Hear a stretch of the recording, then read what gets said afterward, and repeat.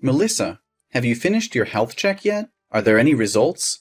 I've been anxiously worrying about you all day, unable to concentrate on work. I've checked everything. I have the results, but I don't really want to discuss it right now. I need some time to compose myself.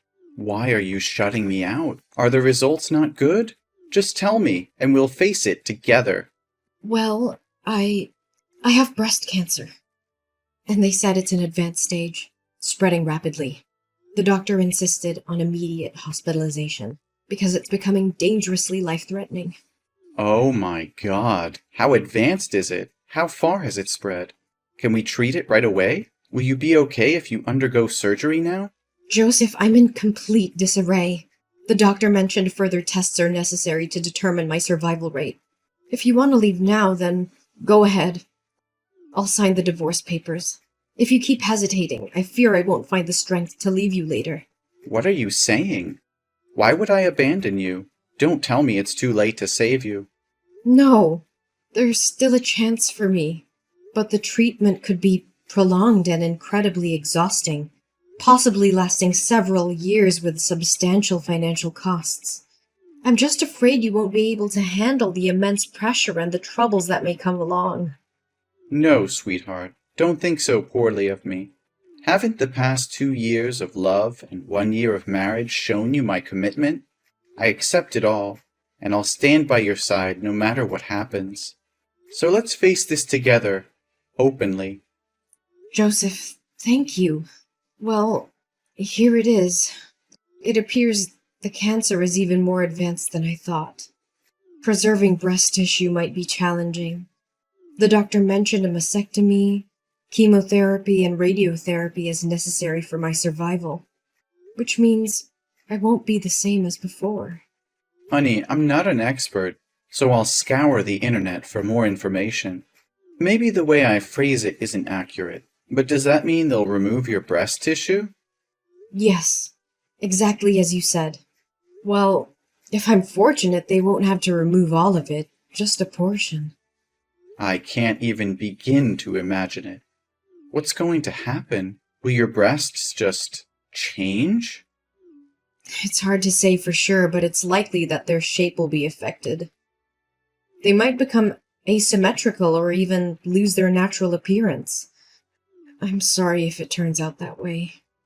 No, I should be the one apologizing. It's my negligence that has led to this critical situation.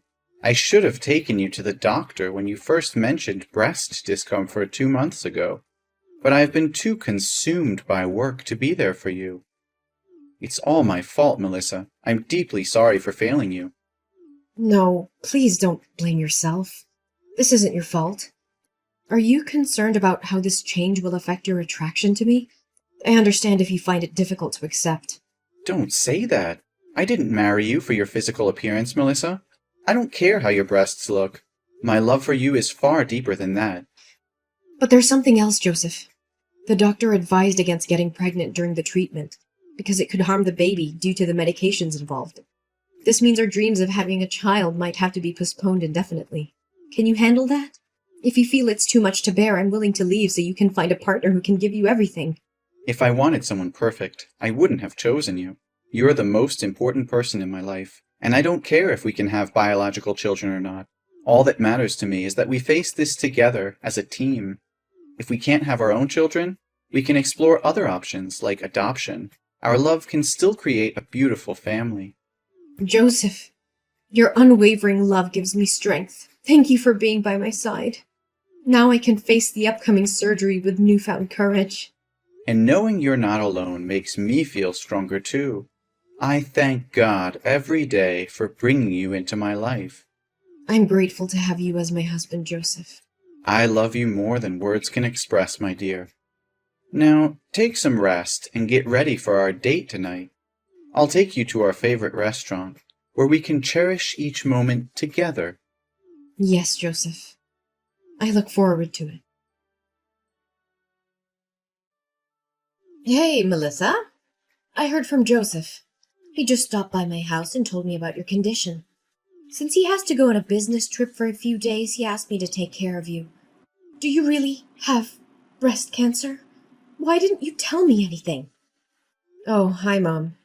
Lately, I've been feeling tired and busy with all the medical appointments and preparations for my surgery, so I haven't had a chance to inform anyone. Besides, it's not something I want to share as good news. You don't sound like yourself. I can sense your nervousness, sadness, and sensitivity. Does this mean your condition is severe? Well, if we want to be optimistic, I can say it's not too bad, but it's also not great. Surgery always carries risks, and the thought of scalpels in my breasts naturally makes me nervous.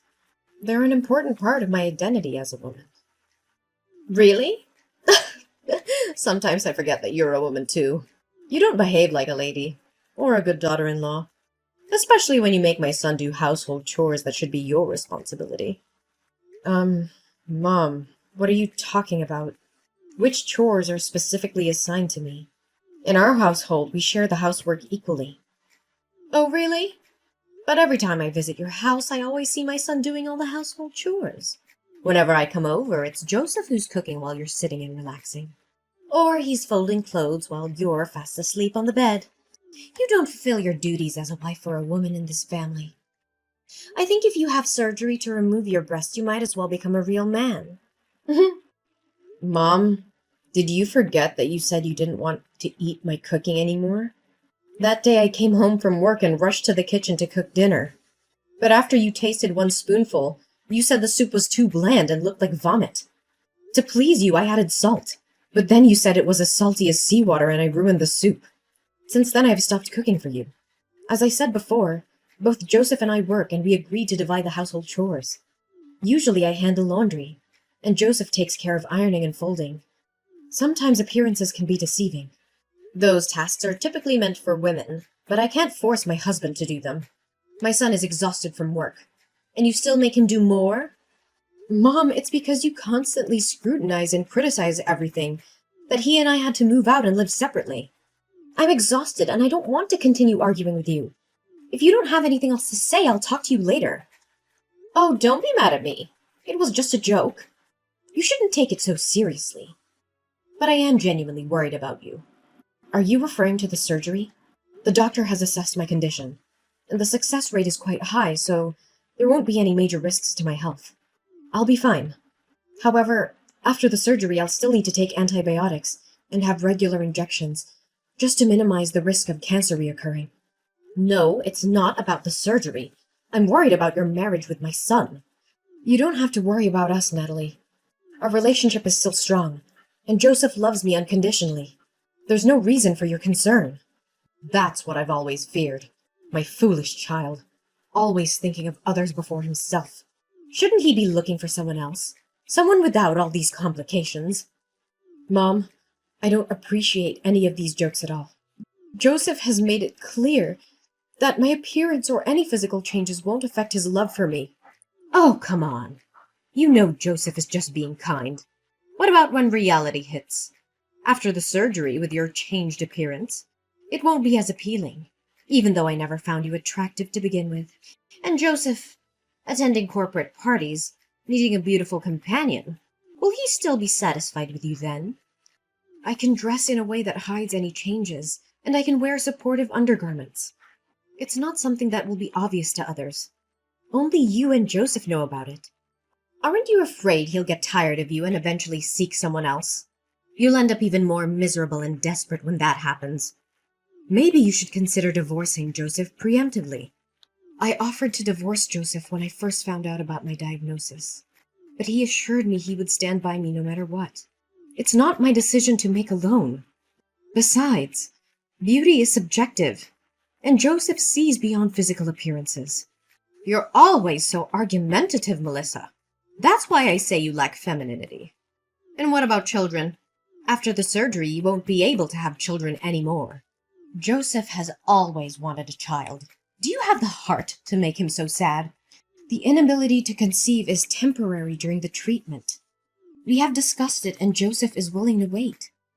We have even considered adoption as an option to fulfill our desire for a family. No! I absolutely disagree with that. Adoption? I never approved of such a thing. The primary duty of a woman is to give birth, and if you can't fulfill that, you don't deserve to be my daughter-in-law. And how many more years will you make me wait for a grandchild? I'm over 60. I don't want to wait any longer. This is not something you can dictate, Natalie. Your reasons for happiness are ridiculous. What is it you really want to say? You are an insufferable daughter-in-law. Don't you understand that you should respect your mother-in-law? Fine. Let's be direct then. I want you to divorce Joseph. I can't accept having a messy, sick, and weird daughter-in-law like you. I believe you're incapable of giving birth to a child for Joseph. And even if you did, I question the child's health. What if they also face the same challenges? Or if they are teased for not having a normal mother? It's selfish of you to only think of yourself. You do realize that breast cancer isn't contagious, right? Besides, I don't want to divorce Joseph. I love him very much, and it seems like Joseph disagrees with your idea as well, doesn't he? If Joseph had agreed, you wouldn't have gone to such great lengths to convince me of anything. I have already introduced Joseph to a friend's daughter. I really like that girl and want her to be my daughter-in-law. But I don't understand what it is about you that Joseph loves so much. So if you want a divorce, go ahead. I won't give you a hard time. No, absolutely not. I think that settles it, doesn't it? Now, I have to go for my hospital visit, so I won't be able to argue with you any longer. Besides, maybe I don't need your care as Joseph asked. I believe I'll be better off without your help. Goodbye. You're so stubborn. We'll see about that. But mark my words, Melissa. One day Joseph will come to his senses and realize that he deserves better than you. Melissa, I've thought long and hard about this, and I can't continue pretending that everything is fine. The very idea of you going through breast surgery disgusts me to the core. I've tried to sympathize with your situation, but I've found comfort in the arms of another woman. She possesses a beauty and allure that surpasses anything you could ever offer. She is fertile and capable of fulfilling my desire for children. I can no longer bear the weight of your burdens. Divorce is the only path for us now, and I insist that you disappear from my life, taking your illness with you. I am devoid of any care or compassion, and I won't spend a single penny on your behalf. Don't text me back. I don't want to talk with you any more. Leave my house before I return, for you have never been deserving of my love. Melissa, I've returned from my business trip, and I'm about to step into a taxi to head home. Shall we go out to eat together tonight before your hospital visit tomorrow? I miss you so much. How dare you speak to me as if nothing happened? You think a simple date can erase the hurtful and cruel words you uttered? Do you have any idea how utterly devastated and crushed I felt after reading those messages? Don't worry. I've already packed my things and won't take any of your possessions with me. I'm so sorry, Melissa. You must have been very angry with me because I didn't text you these days, right? But you said I said hurtful or heartless words? I'm a bit confused. What? Don't pretend to know anything. Scroll up and reread those horrible texts you sent me this morning. Do you know how desperate and sad I was after I read those lines? Wait a moment. I genuinely don't understand what you're accusing me of. I haven't sent you any texts in the past few days. I didn't even have my phone with me. Don't play innocent with me. The messages I received came from your number. Are you suggesting someone else used your phone to send those heartless messages? I'm telling you the truth, Melissa. I haven't touched my phone until just now. I had to visit my mother's house briefly before heading to the airport, and I accidentally left my phone there. That's why I couldn't contact you. I only just retrieved it a short while ago. So you expect me to believe that you didn't send those vile messages? Yes, Melissa. I swear on everything that I hold dear. You are my world, and I would never stoop so low as to hurt you in any way, even intentionally. How can I be certain that you're telling the truth? Can I truly trust you after this betrayal? I understand your skepticism, but I assure you I'm being honest. In fact, I had a crucial meeting with a client this morning. If you need proof, you can verify it with my colleague. I even rushed through my work to be home with you earlier. I haven't had a moment's rest since. All right, Joseph. I believe you. I'm sorry for jumping to conclusions earlier. No, I understand why you thought that way. It's understandable since it came from my phone number. But who would do such a thing to make you misunderstand me? Is it possible that someone hacked into my phone just to play this cruel joke on you, knowing about your battle with breast cancer? Hold on a moment. I think I may have an idea who could be behind this. When I initially read the messages, I was overwhelmed with sadness and disappointment, and I didn't take the time to analyze the situation carefully. However, upon rereading them, I noticed some suspicious clues. What? Do you have a suspect in mind? Please tell me. It's all speculative at this point, and nothing is certain. But maybe the truth won't be easy for you. I don't get it. What do you mean? We'll discuss this in more detail once you're home. Mom, let's have a talk. Well, look who's here. How are you holding up? Did the surgery make you even more pathetic? I bet Joseph can't stand the sight of you anymore. It's only a matter of time before he divorces you. No, that's not happening. So spare your concern. Instead of focusing on me, maybe you should take a good hard look at yourself. What are you implying? What's your problem? Oh, don't act innocent. You're the one behind those vile messages from Joseph's phone, aren't you? Oh, those messages. The ones telling you the harsh truth that you'll be nothing but a burden to Joseph after the surgery? Well, whoever sent them, I can't say they're entirely wrong. You've become a liability, and you're deluding yourself if you think otherwise. Joseph has been sacrificing his time and energy, taking care of you day and night at the hospital. Have you ever stopped to think about that? But why should I take the blame for those messages? I understand what you're trying to say, and I'm grateful for everything Joseph has done for me. It's rare to find someone who actually upholds their wedding vows. But let's get back to the point. Did you know that there are advanced software and applications that protect phone data from unauthorized access? What does that have to do with anything? Why are we talking about this now? It has everything to do with this. Joseph left his phone at your house, didn't he? Because of the confidential company information on his phone and the previous security breach, he installed a special security application linked to my phone. So what? I still fail to see your point. Well, this application utilizes facial recognition every time the phone is unlocked. And guess what? The person who sent those messages entered the wrong password repeatedly until they finally entered my wedding date correctly. As a result, the application captured a photo of that person. And you know what's even more interesting? It looks a lot like you, Mom. That means nothing. It's not proof that I sent those messages. I was simply looking for something on Joseph's phone. What's your problem with that? You're right. It's not proof if you were innocent. But here's the kicker. The timing of those messages coincides with the time you were trying to access my husband's phone, Natalie. And there's another thing you probably didn't notice because it's become a habit of yours. Using the sign to end a sentence, while Joseph never does. You call that evidence? It's utterly ridiculous. Yes, it may not be definitive proof of your guilt, but it's substantial enough for me to take legal action against you for impersonation and the defamation of my career. I've already reported the incident to the police. If you're innocent, there's no need to be afraid. If the real culprit is you, I will offer you a sincere apology. What? Why would you involve the police in such a trivial matter? You're blowing this way out of proportion. It may seem trivial to you, but it's a serious violation of my privacy and emotional well-being. I won't allow someone to harass me and spread malicious lies without consequences. This isn't just about the messages.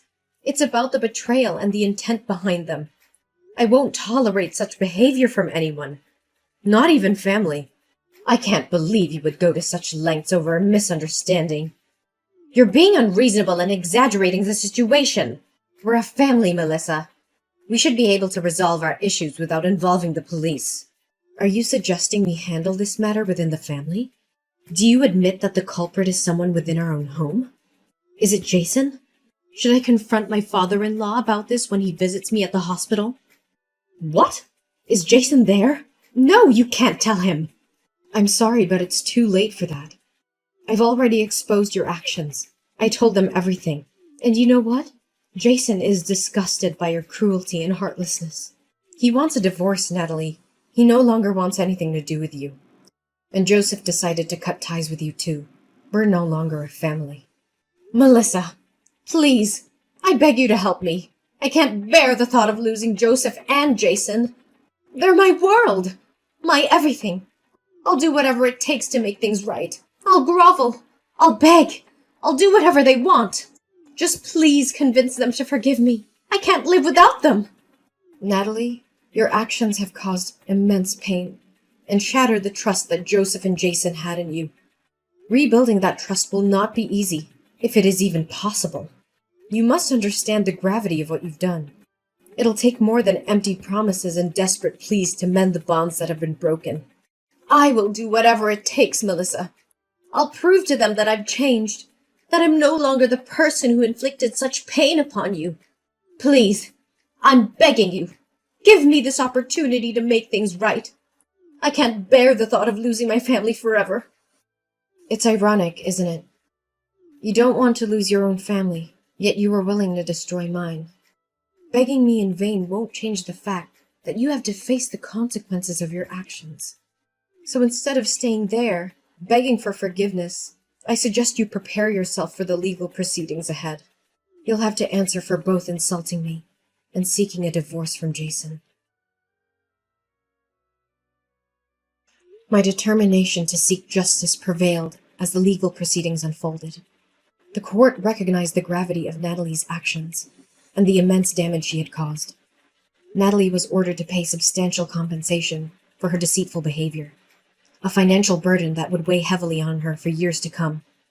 Furthermore, the truth about Natalie's manipulation and cruelty came to light, leading to a devastating consequence for her marriage.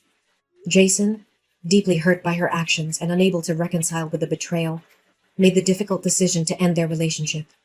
Natalie found herself facing not only financial ruin, but also the loss of her family. Joseph, too, could no longer bear the weight of Natalie's deception and the pain she had inflicted upon me.